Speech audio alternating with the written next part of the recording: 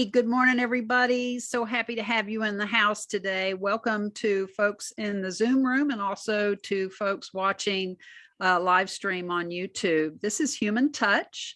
I'm Lou Solomon with Interact Studio, and we have a wonderful guest this morning. Varian Shrum is the community manager for Camp North End. One of the cool things we get to do with this program is talk to people that we really admire doing work that matters and makes Charlotte a better place. And she sure fits into that category. Thanks for coming, Varian. Absolutely. Thank you for having me. Yeah.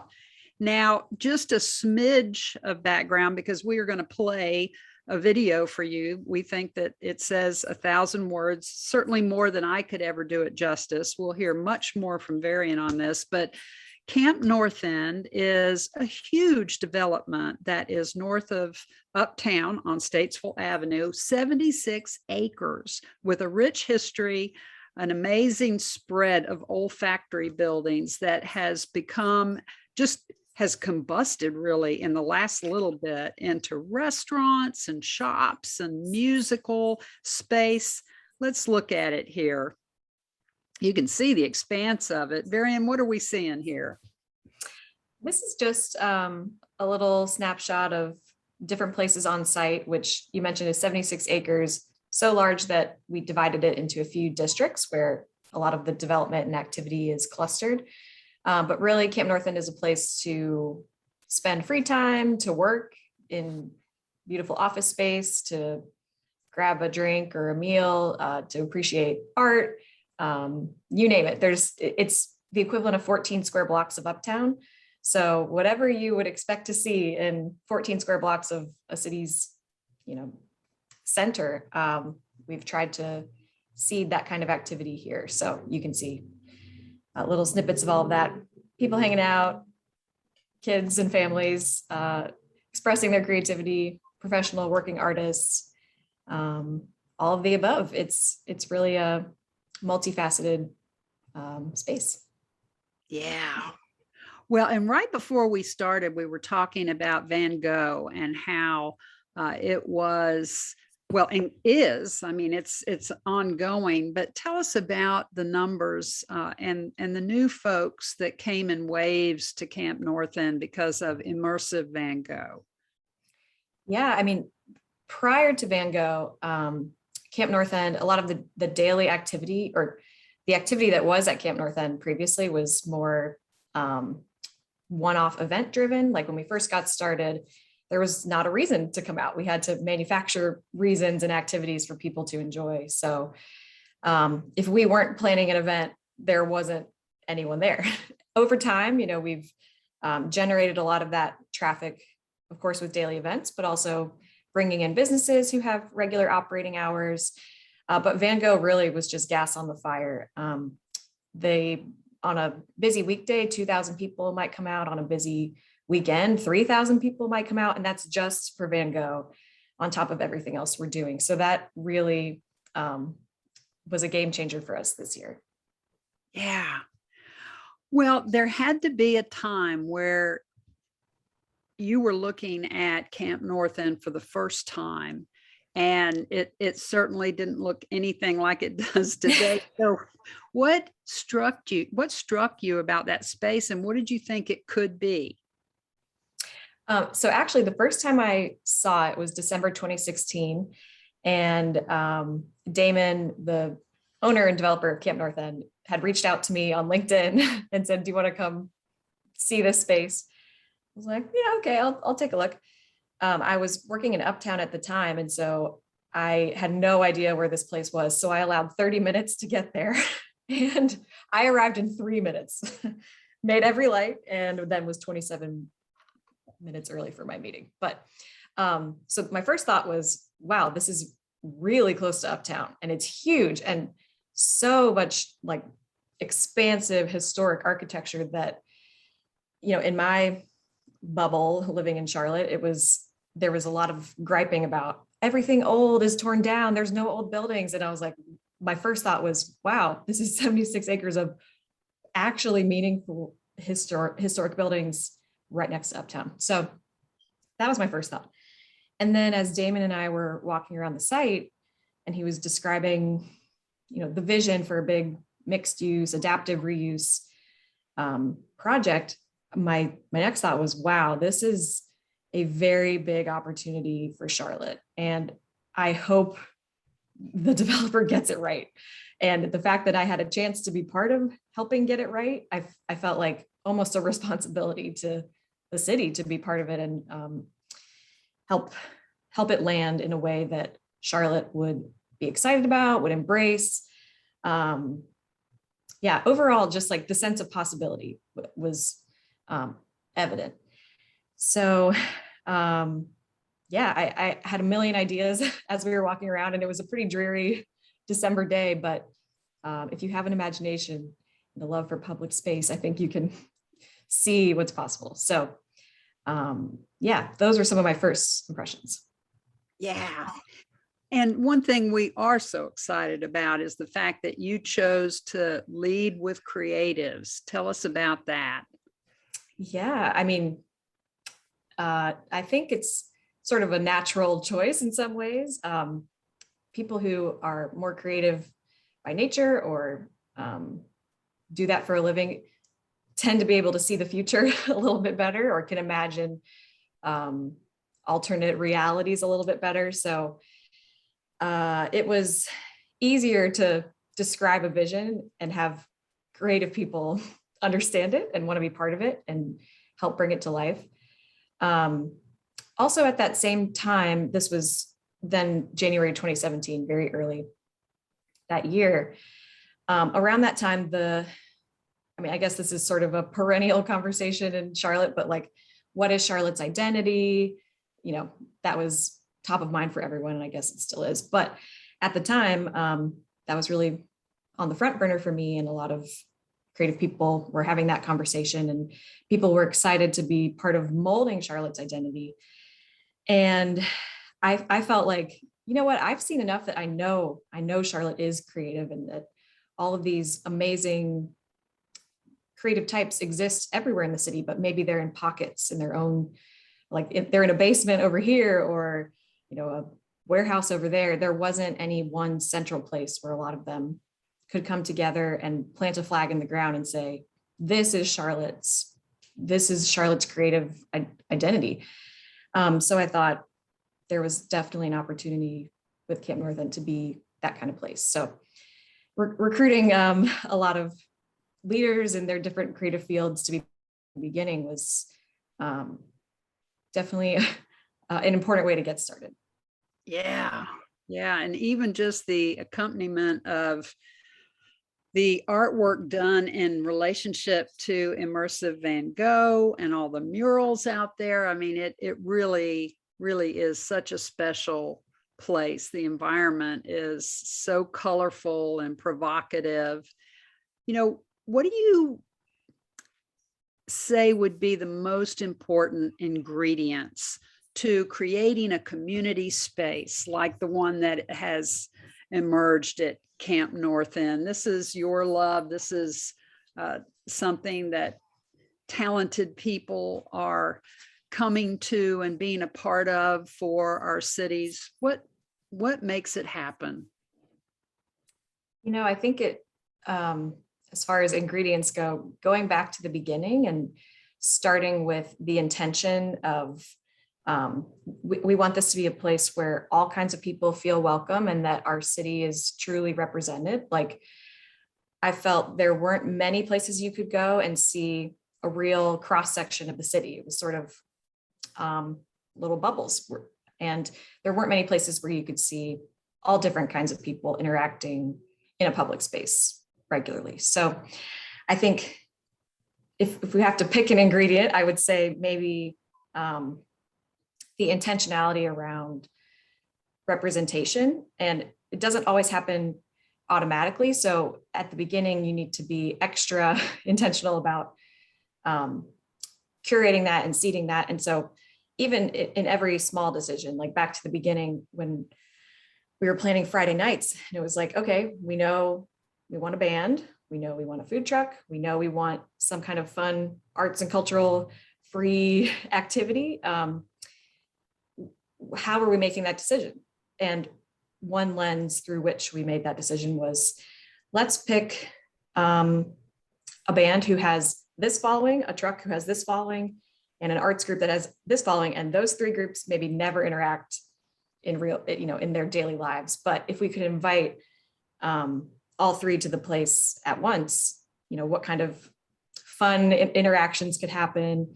So I think that was a pretty successful way to begin, and made for lots of interesting organic connections. And I think you really have to be very thoughtful about that from the start, and that it can't, if it's an afterthought, it can't work. So I think that was sort of a organizing principle for a lot of what we were doing and planning. And we still do our best to walk the walk in all those small decisions today, and big decisions as well. But I think a lot of those small decisions add up to a big impact over time. Now, you were with the Knight Foundation, correct? So I participated in Knight Foundation, and 880 Cities had a grant program called Emerging City Champions. And I was in the first cohort in 2015. So yeah, it was sort of like a side passion project. I didn't work for the Knight Foundation, but definitely became a Knight Foundation groupie through that. They were amazing. Yeah. No, just tell us more about that and how that grant, sparked everything and changed the trajectory of your life. Yeah, so the grant program, Emerging City Champions, was seeking 25 young people from across the US in Knight Foundation cities with ideas to make their cities more livable. And they defined livability a few ways, but the ways that really registered for me were access to public space, mobility options like biking and walking infrastructure, and civic engagement. And so they were looking for ideas that kind of helped foster those things in Knight cities. And my idea was pretty simple. It wasn't super innovative, but essentially to take an underused parking lot and turn it into a public space for a few days. We called it the neighborhood living room. And it essentially, I was like, let's imagine this is the neighborhood's living room. Everyone can imagine a living room in their house. That's sort of the public space of a house. What kinds of things happen there where family and friends connect? Let's see if we can scale that up a little bit to a neighborhood scale. And that was my idea, and it was selected. And I remember the first day that we were in Toronto for the summit with Knight Foundation and 880 Cities to workshop our ideas, meet the other fellows, meet the thought leaders. I remember Gil Penalosa of 880 Cities said, we will know that you all have succeeded a year from now, we'll know you've succeeded, not because a year from now you finished a good project, but if 20 years from now you can look back and say, that was a watershed moment in my career and in my life, then we'll know this program was a success. And it hasn't been 20 years, it's only been, less than 5 or so, but I can say without a doubt, that was truly a watershed moment in my life. I was just like a person in Charlotte who lived here and had some ideas. Like I would walk the rail trail and see parking lots that were doing nothing right up against the light rail. I personally wanted to enjoy free public space, and then just had this idea, tried. I think really it was just a push to try. And through it, I learned so many things, but a few come to mind, that everybody is waiting for someone to step up and just lead.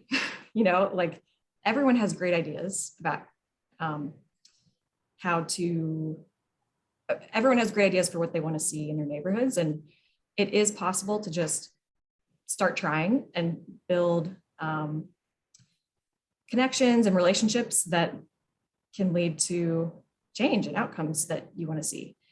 And really, yes, the event was successful. We did a pop-up for 4 days and had lots of programming, and 1,000 people came out. I mean, it blew my mind. I was like crying one night, like, I can't believe this is working. But like really at the end of it, it was so apparent that how we did it through the process was just as important, if not more important, than what we did. And the capacity building that came out of that, the relationships that were formed just by people meeting randomly, or people who worked on the project and then got more invested in their neighborhood after the fact, was all so impactful and shaped a lot of how I think about that kind of work. And also, I think it crystallized for me that it's important to be solutions oriented in this kind of work, meaning it's really easy to point at a building and say, less of that, boo, I don't like that. But to create tangible experiences and examples that people can say, yes, more of this, that got me really excited. That whole notion of showing what's possible and then giving people something positive to advocate for, in this case, public space, really nothing novel. But rather than saying, boo, less apartments, we could say, yay, more public space. So all of those things really shaped how I think about community engagement and this kind of work. Oh, hey, Charles. I see you on the call. Say Night Foundation. Now, you must have heard us across the ether say Night Foundation. I did. My ears were like burning, and so that's how I knew. Yeah, saying phrases. But really, what I was getting at is that neighborhood living room experience through the Night Foundation program was almost like Camp North End 1.0, and like all the lessons learned in that experience, and all the information I took in from those thought leaders at the summit really shaped how I think about this work. And then I was able to take all of that, and then when I saw Camp North End, I was like, oh my gosh, this is like neighborhood living room times 1,000. And so all those same principles just scaled up. Yes, and Charles, isn't that what you hope for when a grant, in terms of her experience, winds up manifesting that way? Yeah, that's what's so cool about the Emerging Cities Champion is, you have someone like Varian that can take $5,000, turn it into a prototype, but then a leader like Varian gets the publicity so that she can go on to a project like Camp North End. And it's just awesome and amazing. And yes, that is what we are seeking when we make grants and we make investments, is that that impact will grow and scale. And Varian is a prime example of that. Yeah.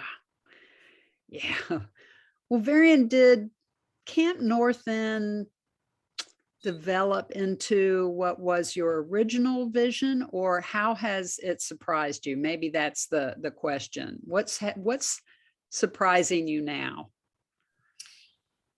What's surprising me now?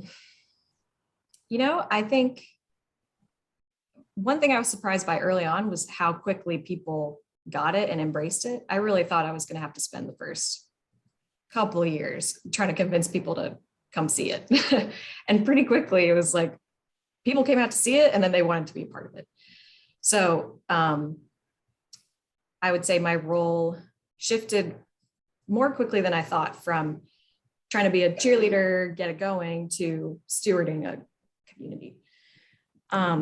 So I think I don't know if I'm surprised, but it's amazing to see how that vision has come to fruition with real people running real businesses or nonprofit organizations, and like all those sort of aspirational hopes and dreams we had at the beginning, like people will collaborate from all different industries, like seeing that actually happen in real life. I think it doesn't get old,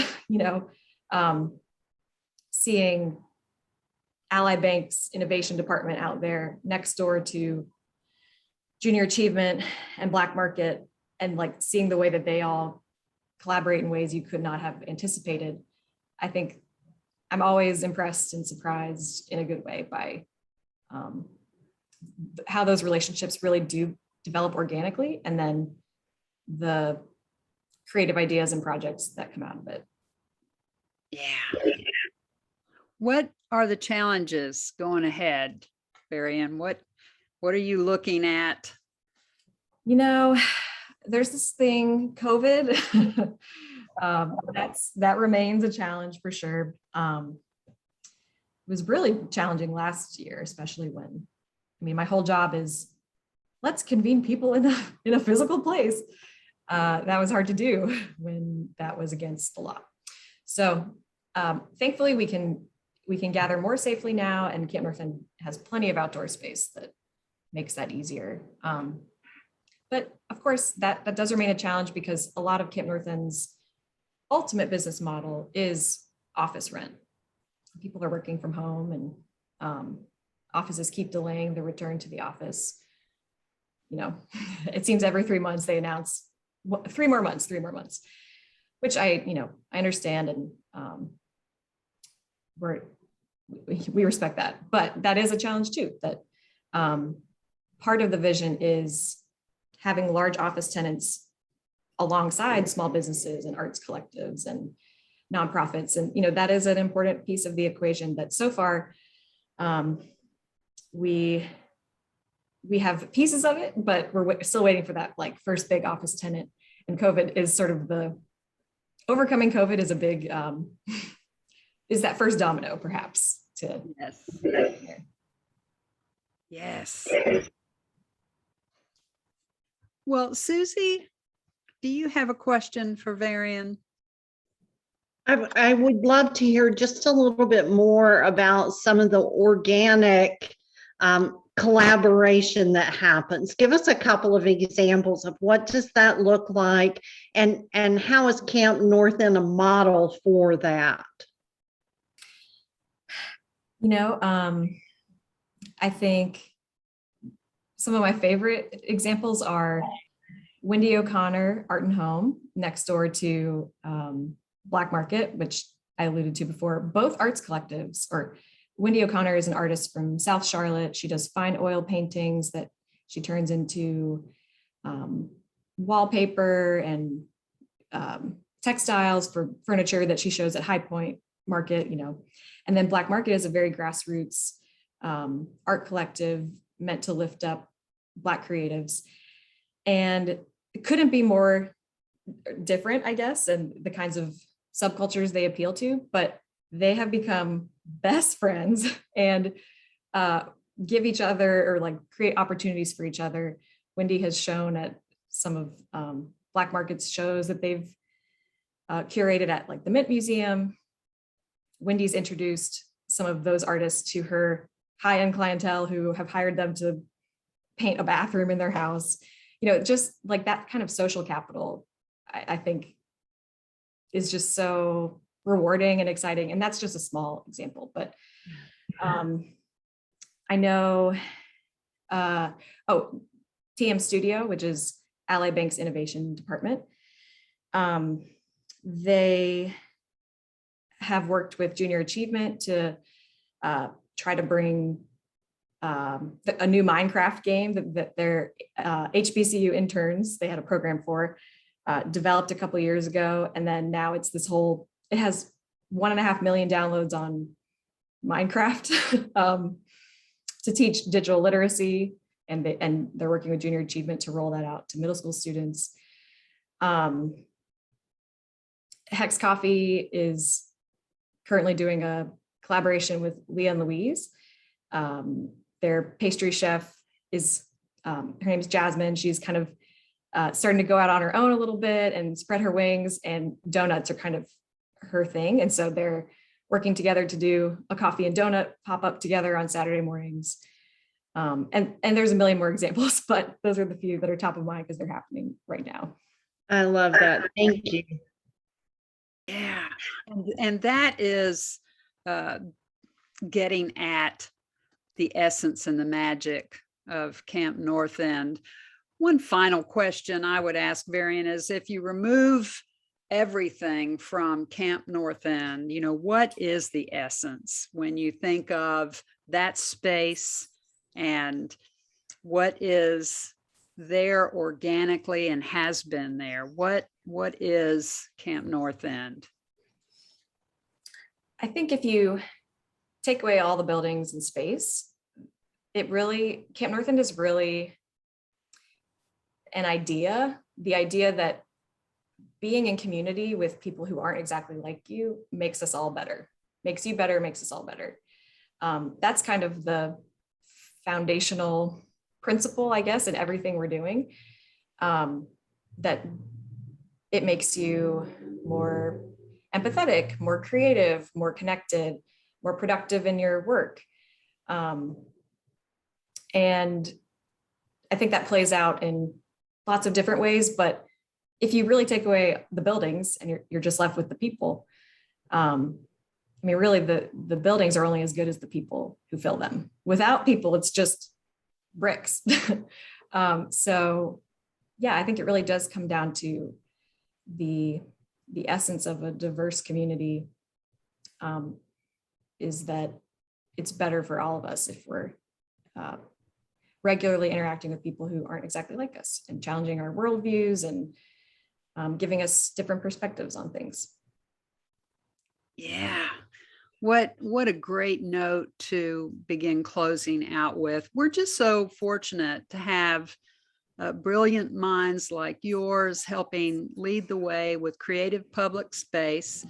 There are so many ways that that space will impact the good of Charlotte, and it is just 3 minutes from uptown. People tend to think of that being way north of, well, no, it's not. It's a very short, it's just adjusting your mindset to understanding that it is so close to us. It's a part of our history. And now there's something really magical happening at Camp North End.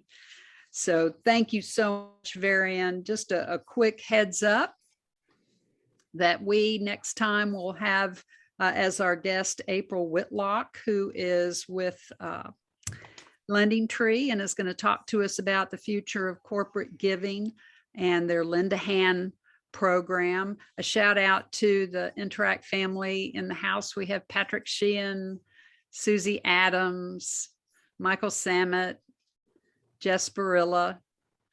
And one more time, help me thank Varian Shrum with a big old applause and a heart. Yep. Thank you. This has been a lot of fun. Yeah, thank you. Have a good day, everybody.